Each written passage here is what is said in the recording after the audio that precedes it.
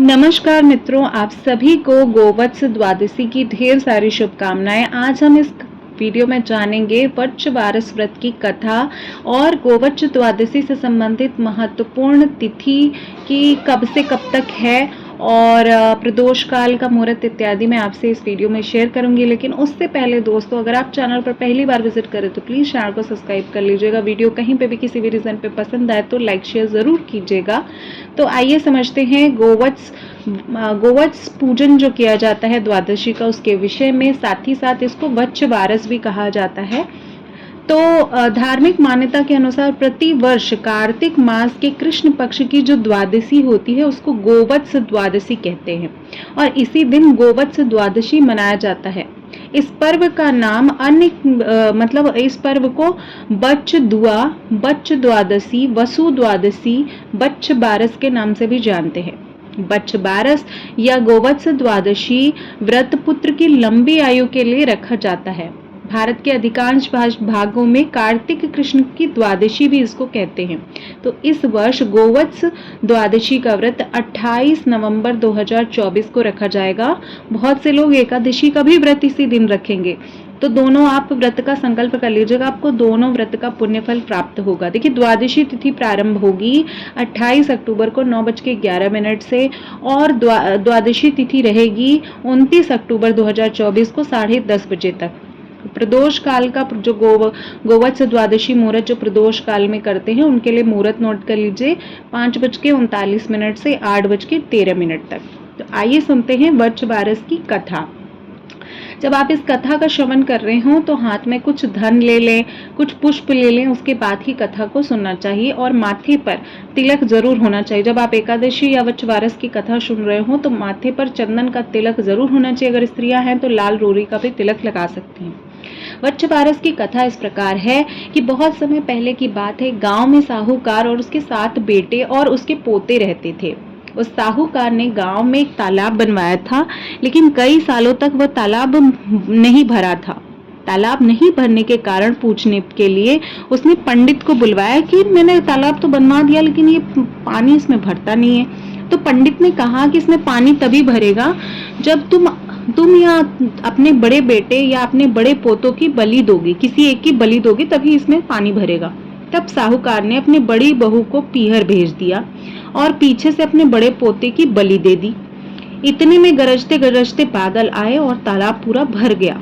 इसके बाद वच्छ बारस आई और सभी ने कहा अपना तालाब पूरा भर गया है, इसकी पूजा करने चलो। साहूकार ने अपने परिवार के साथ तालाब की पूजा करने गया। वह दासी को बोल गया कि गेहुला को पका लेना। साहूकार के कहे अनुसार गेहुला यानी गेहूं के धान से था। तो दासी समझ नहीं पाई, तो उसने क्या किया, गेहुला गाय के बछड़े का भी नाम था। तो दासी ने क्या किया, गेहुले को यानी गाय के बछड़े को ही पका दिया। ऐसे बड़े बेटे की पत्नी भी पीहर से तालाब पूजने आई थी। तालाब पूजने के बाद वह अपने बच्चे से प्यार करने लगी। तभी उसने बड़े बेटे के बारे में पूछा, सभी बच्चों को स्नेह करने लगी। तभी उसने अपने बड़े बेटे के बारे में पूछा जिसकी बलि दे दी गई थी। तभी से मिट्टी में लिपटा हुआ उसको बड़ा बेटा निकला और बोला, माँ मुझे तो प्यार करो। तब सास बहू, इसमें इस प्रकार का तो जो वृत्तांत किया हुआ है कि मिट्टी से उसका बच्चा वापस निकलता है, मिट्टी में उसको पड़ा हुआ बच्चा मिलता है और बोलता है माँ मुझे प्यार तो करो। तब सास बहू एक दूसरे को देखने लगी। सास ने बहू को बलि देने वाली सारी बात बता दी। फिर सास ने कहा, वच्छ बारस माता ने हमारी लाज रख ली और हमारा बच्चा वापस दे दिया। तालाब की पूजा करने के बाद वह घर वापस लौटी तो उसमें बछड़ा नहीं था।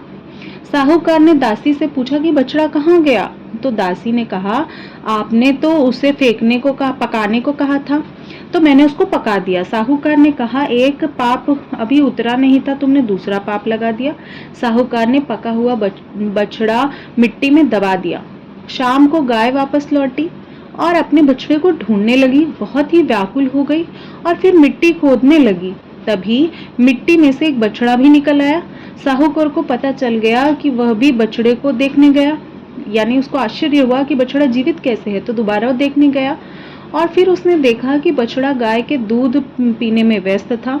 तब साहूकार ने पूरे गांव में इस बात को फैला दी कि वृक्षवारस का व्रत रहने से जो माँ बेटे होते हैं उनकी माँ और बच्चे दोनों की आयु दीर्घ होती है और सभी माताएं पुत्रवती होती हैं। हे वृक्षवारस माता, जैसे आपने साहूकार के बहू को अपना पुत्र वापस दिया वैसे ही हमें भी देना। कहानी सुनने वाले और कहने वाले सभी लोगों की समस्त मनोकामनाएं पूर्ण कर देना। कहीं कहीं पर मनांतर इस कथा का जिक्र मिलता है कि गेहुला और मुगला दो बछड़े थे जिनको दासी ने काटकर फेंक दिया था। इसीलिए इस दिन गेहूं, मूंग और चाकू तीनों का प्रयोग वर्जित होता है। वैसे भी बहुत सारे व्रतों में गेहूं, मूंग और मतलब कि गेहूं, मूंग और तो वर्जित नहीं होता, लेकिन चाकू बहुत सारे व्रतों में सुई, चाकू, कैंची इत्यादि का प्रयोग करना वर्जित बताया गया है। बच्चों के लिए जो व्रत रखा जाता है तो ये उसी का वृत्तांत यहाँ पर कहा गया है। उम्मीद करती हूँ वृक्षवारस या जो गोवत्स द्वादशी की पूजा की जो कथा मैंने आपको सुनाई है ये आपको पसंद आई होगी। अगर ये कथा और वीडियो में दी गई जानकारी आपको कहीं पे भी किसी भी रीजन पे अच्छी लगे तो लाइक शेयर जरूर करिएगा।